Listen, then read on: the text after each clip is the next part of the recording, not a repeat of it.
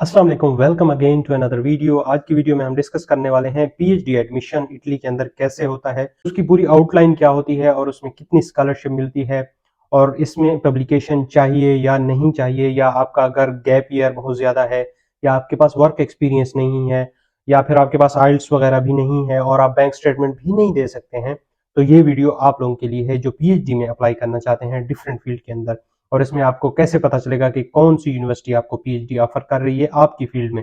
तो आज की जो पूरी डिटेल वीडियो होगी वो सिर्फ और सिर्फ पीएचडी के बारे में होगी। तो मैं अभी स्क्रीन शेयर करूंगा और आपको दिखाऊंगा कि कैसे आपने अपनी यूनिवर्सिटी फाइंड करनी है, कैसे आपने अप्लाई करना है और क्या क्या डॉक्यूमेंट्स रिक्वायर्ड होंगे, और आपके जो भी क्वेश्चन होंगे वो सब मैंने यहाँ पे लिख लिए हैं। जो पीएचडी के लिए अप्लाई कर रहे हैं वो ये वीडियो आखिर तक जरूर देखिएगा और आई एम होपफुल कि आपके सब क्वेश्चन इसी वीडियो में आपको क्लियर हो जाएंगे। तो चलते हैं स्क्रीन के ऊपर और मैं फिर आप लोगों को डिटेल में सारी चीजें बता देता हूँ। Welcome to the screen. आप देख सकते हैं मैंने यहाँ पे डिटेल इन्फॉर्मेशन 5 पेजेस के ऊपर लिखी हुई है। इसमें आप सबके वो क्वेश्चन भी हैं जो आप लोगों के दिमाग में अभी आ रहे होंगे, क्योंकि मैंने सारे कॉमन क्वेश्चन यहाँ पे जमा कर दिए हैं इसी फाइल के अंदर। सबसे पहला जो स्टेप होता है वो होता है कि आपने यूनिवर्सिटी कैसे फाइंड करनी है, या आपको कैसे पता चलेगा कि किस यूनिवर्सिटी में पीएचडी के लिए एडमिशन ओपन है।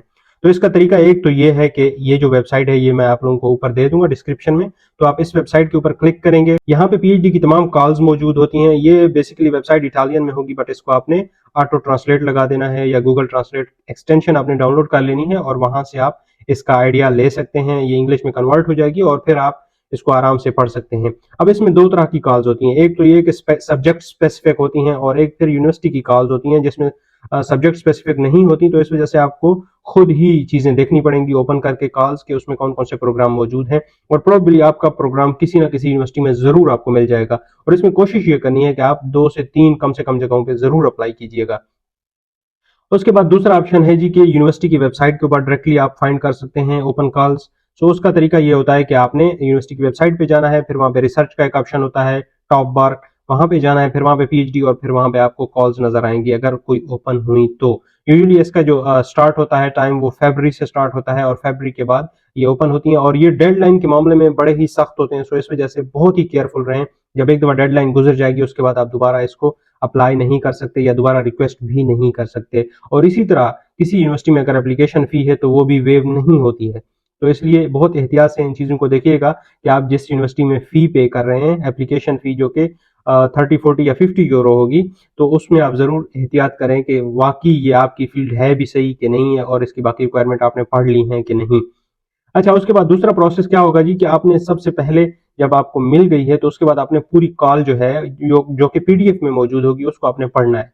अब इसमें क्या होगा कि कुछ डिपार्टमेंट ऐसे हैं जो सिर्फ इटालियन या यूरोपियन नेशनल्स के लिए होते हैं, उनमें आप अप्लाई नहीं कर सकते हैं। और इसी तरह कुछ ऐसे डिपार्टमेंट भी होते हैं जो गवर्नमेंट ऑफिशियल्स के जो चिल्ड्रंस होते हैं उनके लिए बने होते हैं। तो इस वजह से आपने ये भी एहतियात करनी है कि आप उनमें कहीं अप्लाई तो नहीं कर रहे, इसलिए कॉल को प्रॉपर पढ़ना है, बिकॉज कॉल में ये चीजें मेंशन होती हैं। कॉल में आपने सब चीजें डिटेल में पढ़नी है, स्पेशली एप्लीकेशन डेडलाइन, उसके बाद रिजल्ट कब इशू होंगे, और ये सारी चीजें आपने बहुत डिटेल से, और बल्कि आप कोशिश करें कि एक एक्सेल के ऊपर एक टेबल बना लें, उसमें आप सब यूनिवर्सिटीज के बारे में जो जो आपके रेलेवेंट हैं उनमें डिटेल में इंफॉर्मेशन लिख दें ताकि आपको याद रहें, और साथ में अगर हो सके तो रिमाइंडर भी सेट कर लें ताकि आपको बाद में कोई इश्यू ना हो। उसके बाद तीसरा स्टेप ये होता है कि आपने अपनी जो भी यूनिवर्सिटी आपने सेलेक्ट की है उसमें आपको ईमेल पे रिजल्ट नहीं मिलेगा बल्कि वेबसाइट्स के ऊपर शो होगा। आपने इसको बहुत एहतियात से लेना है, बिकॉज अगर आपने वेबसाइट चेक नहीं की और आप इसमें नॉमिनेटेड भी थे और डेडलाइन गुजर गई है तो उसके बाद कोई ऑप्शन आपके पास नहीं रहेगा। तो इसलिए कोशिश करें कि जब भी आपकी डेडलाइन होगी या जब भी पब्लिशिंग डेट होगी रिजल्ट की, तो आपने अपना रिमाइंडर एक सेट कर लेना है और फिर आपने यूनिवर्सिटी की वेबसाइट पे चेक करना है, वहां पे अपना रिजल्ट आपको मिल जाएगा। अगर तो आप इंक्लूडेड हैं तो डेफिनेटली आप इंटरव्यू के लिए बैठेंगे, सो इसलिए इस चीज को बहुत इंपॉर्टेंट आपने लेना है। डेडलाइन के मामले में बहुत केयरफुल रहना है, क्योंकि यहाँ पे डेडलाइन के मामले में कोई आपसे कंप्रोमाइज नहीं किया जाता है। इसके बाद जो सबसे इंपॉर्टेंट पॉइंट है वो है डॉक्यूमेंट्स का। अब डॉक्यूमेंट कौन कौन से आपको चाहिए? जो सबसे इंपॉर्टेंट डॉक्यूमेंट है वो है रिसर्च प्रपोजल। अब जो रिसर्च प्रपोजल है वो मोर देन 50% आपका वेटेज होता है एप्लीकेशन का।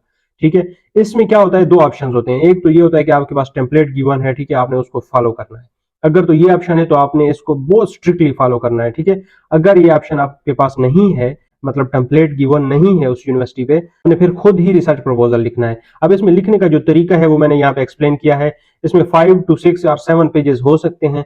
ठीक है, उसमें स्टार्ट कैसे करना है, एब्स्ट्रैक्ट से, फिर इंट्रो, लिटरेचर रिव्यू, जैसे एमफिल वगैरह के आप थीसिस लिखते हैं बिल्कुल सेम ऑलमोस्ट उसी तरह ही है। उसके बाद प्रॉब्लम एंड रिसर्च क्वेश्चन होगा, फिर मेथड्स होंगे, यानी कि मेथडोलॉजी होगी, उसके बाद expected result and possible publication क्या हो सकती है उसमें, और फिर रेफरेंसेस। और ये आपकी एप्लीकेशन का सबसे इंपॉर्टेंट डॉक्यूमेंट है। अगर ये परफेक्ट आपने लिख लिया तो उसके बाद हाई चांसेस हैं कि आपको एडमिशन भी मिल जाएगा, क्योंकि ये मोर देन 50% वेटेज है एप्लीकेशन, टोटल एप्लीकेशन में।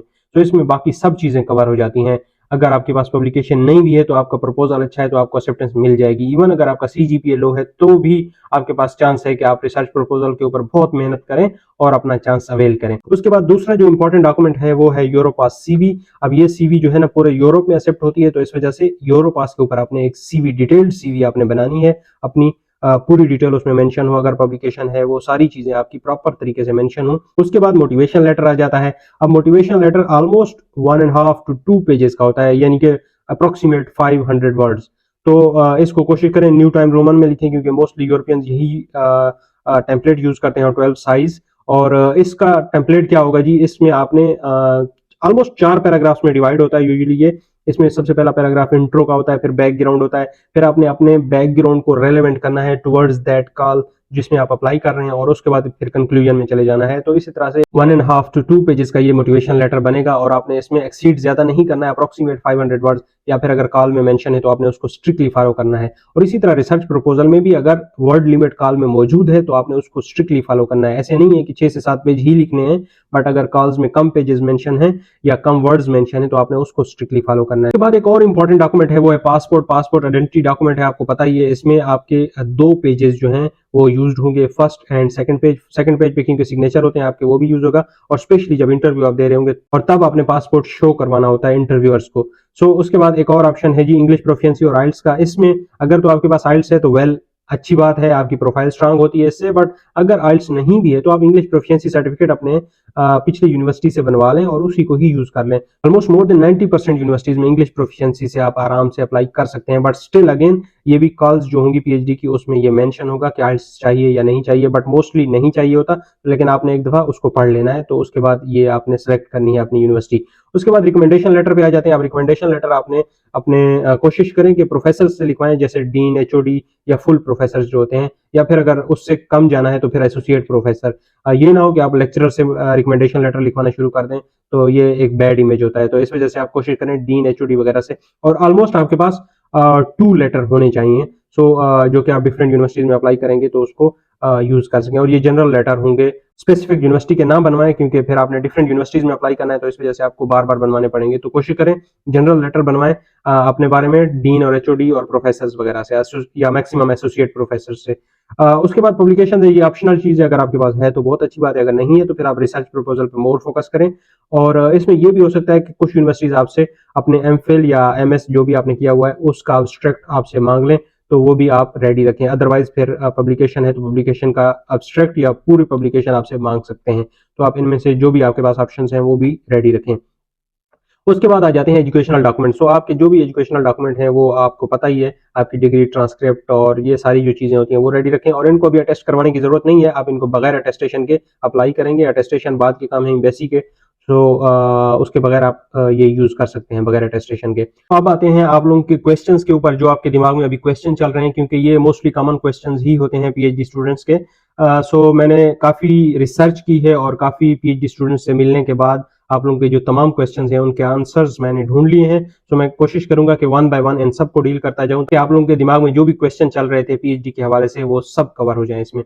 तो सबसे पहला क्वेश्चन था जी pre acceptance from professor. So professor से आपने एक्सेप्टेंस नहीं लेनी होती, यहाँ पे वो ऑटोमेटिकली जो भी प्रोफेसर होता है उन्होंने आपका रिसर्च प्रपोजल पढ़ना है और फिर कमेटी बैठती है जो कि इंटरव्यू वगैरह करती है, तो आप वहां से डायरेक्ट एक्सेप्टेंस आपको मिलती है।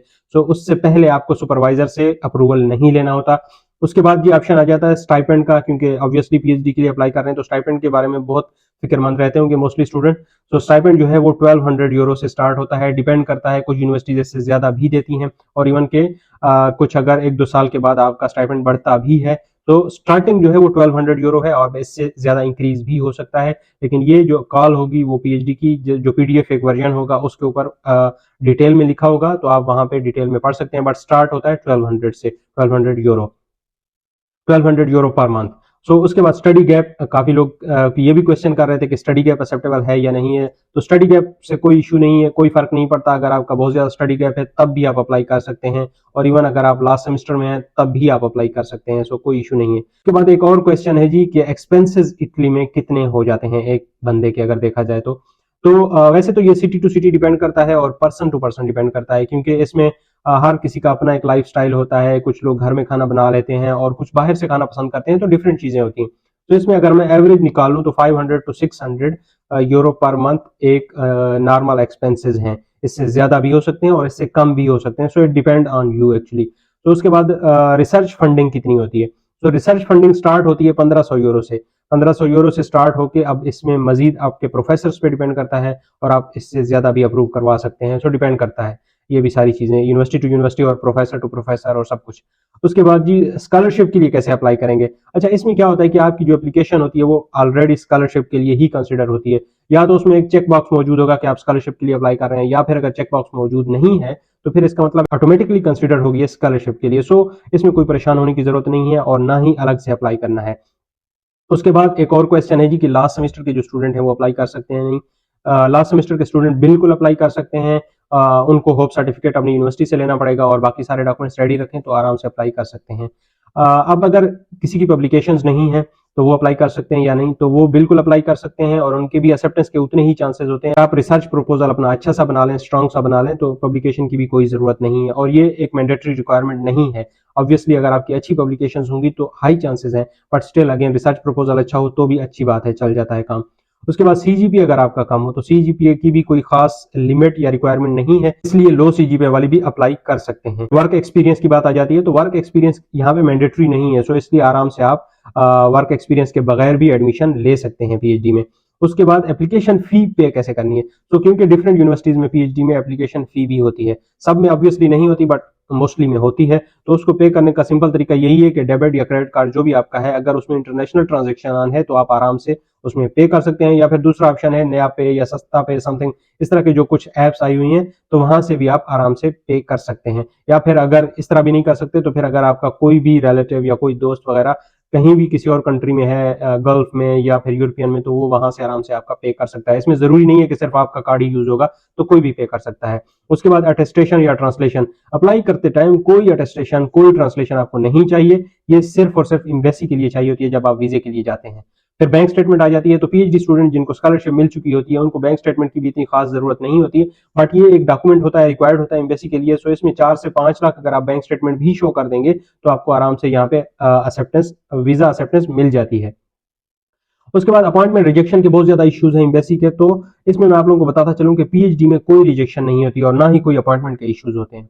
फिर पीएचडी ड्यूरेशन कितनी होती है जी? पीएचडी ड्यूरेशन 3 to 4 इयर्स की होती है। ये कॉल पे मेंशन होगा, जो भी आपकी फील्ड होगी उस हिसाब से डिफरेंट हो सकता है। एक और क्वेश्चन है कि अगर बंदा कोई मैरिड है तो वो स्पाउस वगैरह को अपने साथ रख सकता है या बच्चों को नहीं?